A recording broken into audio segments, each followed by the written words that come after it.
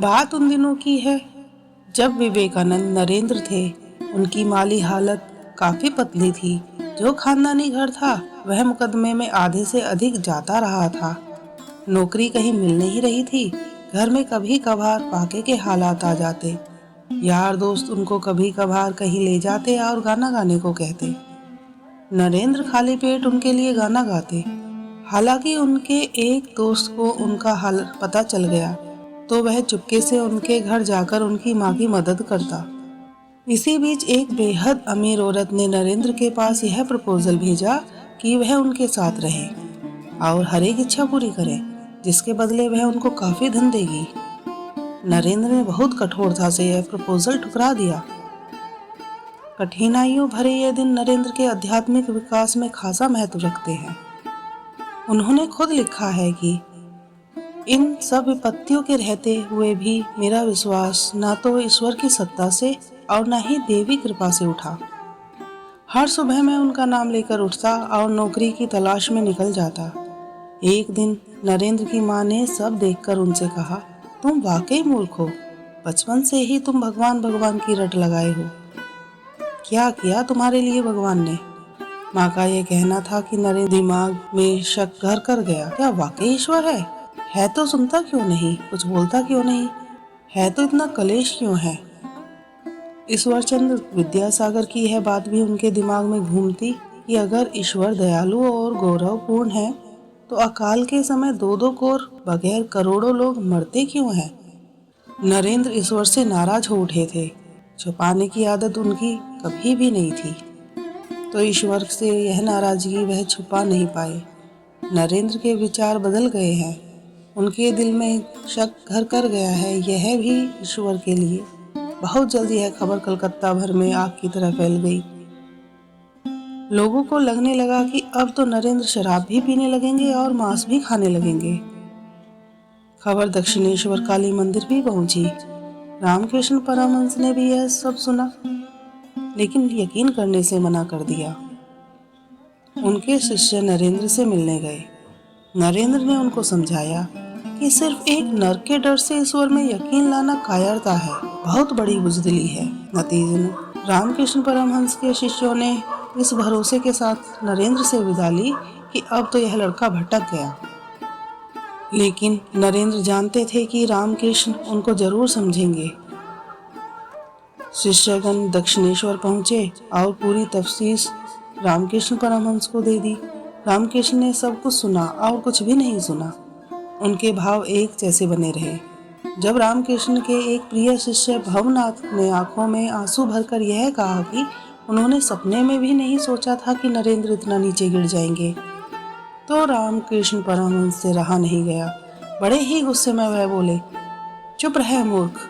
माँ ने मुझसे कहा है कि ऐसा कभी नहीं हो सकता। अगर तूने फिर मुझसे ऐसी बात कही तो जीवन में कभी तेरी शक्ल नहीं देखूंगा। दरअसल नरेंद्र को भगवान शिव का अवतार मानते थे रामकृष्ण। उनके खिलाफ वह एक हर्फ भी नहीं सुन सकते थे। एक और शिष्य बोला तो उसे भी डांट दिया, तुम शिव निंदा कर रहे हो। नरेंद्र को समझना इतना आसान नहीं है। खैर दिन बीतते, महीने और ऋतुएं भी, लेकिन नरेंद्र को कहीं स्थायी काम नहीं मिल पाया। एक बार बारिश में भीगते हुए भूखे पेट थके मांदे नरेंद्र घर लौट रहे थे। हर ओर निराशा, हर ओर अंधेरा। आंखें खुली थी लेकिन कुछ दिखता ही नहीं था। सामने एक मकान था। नरेंद्र उसके सूने बरामदे में एक और बैठ गए। दिमाग में आंधियां चलने लगी। नरेंद्र को चक्कर आने लगा। तभी उन्हें लगा कि कोई अलौकिक ताकत उनके दिमाग में छाया सारा भ्रम छाट रही है। उन्होंने महसूस किया कि उनके सारे शक एक के बाद एक ताश के पत्तों की तरह ढहते जा रहे हैं। ईश्वर में उनका भरोसा वापस लौट रहा है। अब नरेंद्र शांत हो गए। थकान जाती रही। घर वापस लौट आए। उस दिन के बाद से वह एकदम बदल गए। अब उनके दिमाग में बस एक ही ख्याल था, अपने दादा की तरह मुझे भी संन्यास लेना है, सत्य की खोज करनी है। इसी समय एक दिन रामकृष्ण परमहंस कलकत्ता आए। नरेंद्र उनसे मिलने गए तो उन्होंने उनको मंदिर चलने को मजबूर कर दिया।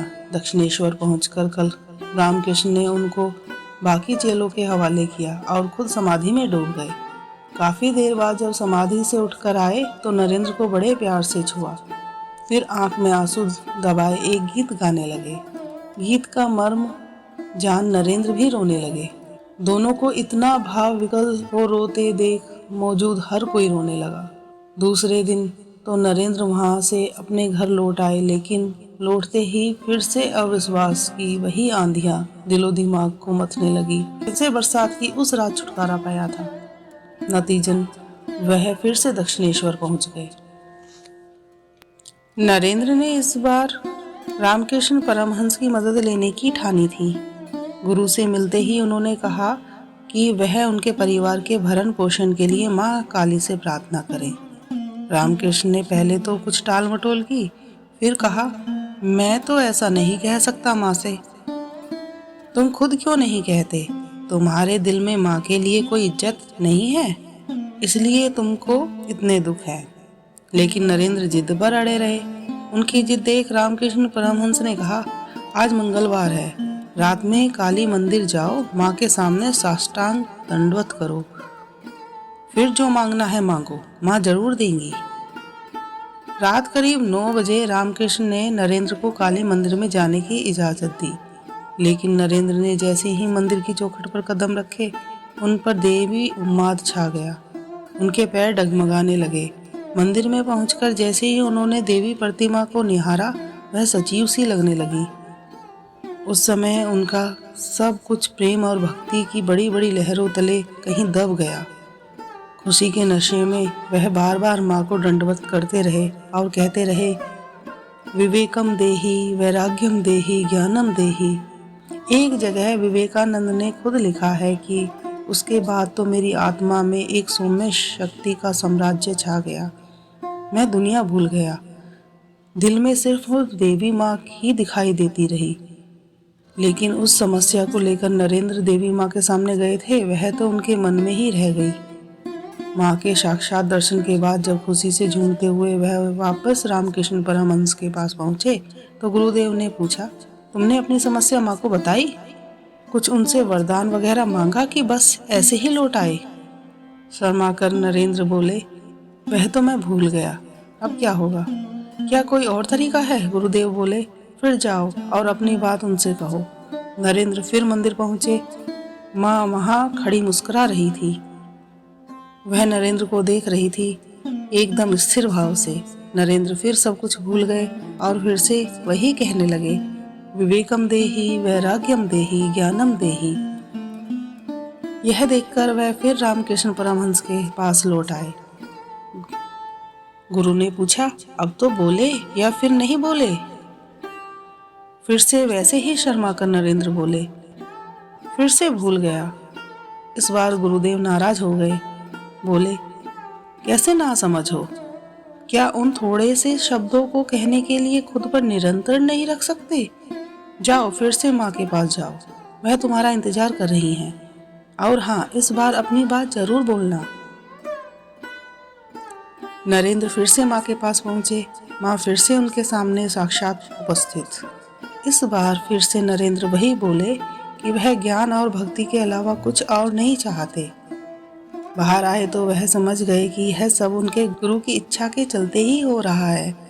यहाँ से नरेंद्र के जीवन का दूसरा चरण शुरू होता है। अभी तक उन्होंने जो भी सोचा और महसूस किया वह सब पढ़ी लिखी सुनी सुनाई बातें थी, लेकिन देवी दर्शन होने के बाद तो वह अक्सर ही एक अलौकिक भव सागर में डूब जाया करते।